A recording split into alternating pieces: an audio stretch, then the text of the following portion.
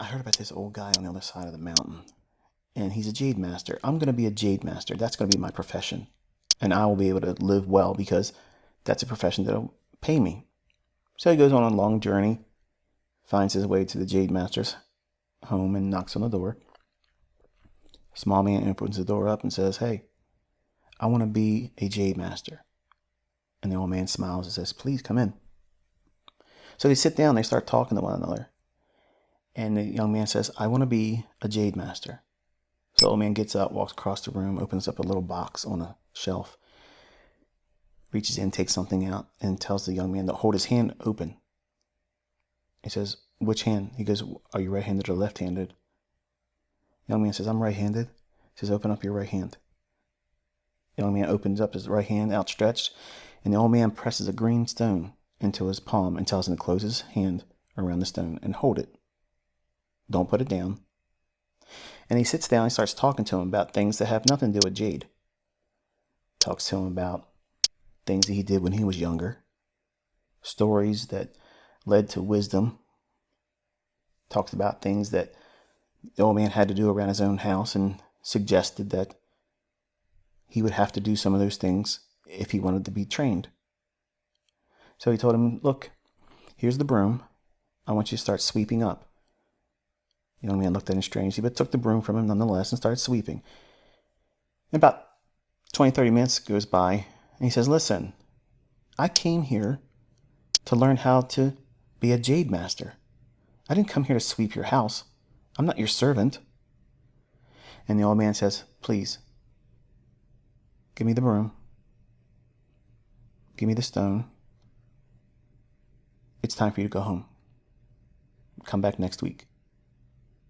So the young man, a little disoriented and confused, shrugs his shoulders and walks out the door. A week goes by, comes back, knocks on the door again. The old man greets him and says, "Come on in." He goes to the same box, picks up that same green stone, tells him to open up his hand, presses the green stone in his palm, and starts telling him about tree frogs. And right away the young man says, "Listen, maybe we're not understanding each other. I didn't come here to learn about frogs. I didn't come here to sweep your house or listen to your stories that have nothing to do with becoming a jade master." The old man stands up and says, "It's time for you to go. Please, may I have the stone back? Come back next week."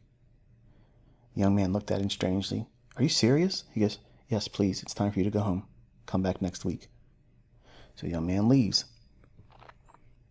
The following week comes back.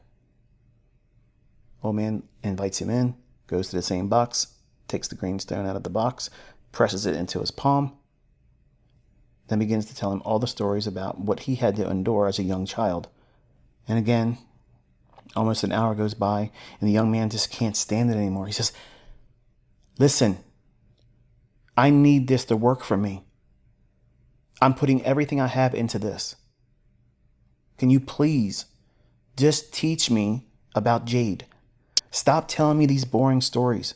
Stop talking to me about things that have nothing to do with becoming a jade master. I want to know how to do this.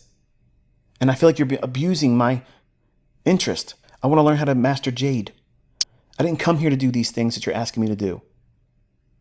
Why are you wasting my time?"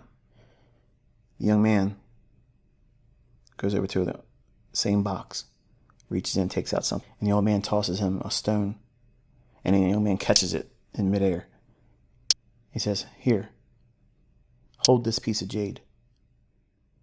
The young man feels it in his hand, says, "This isn't jade."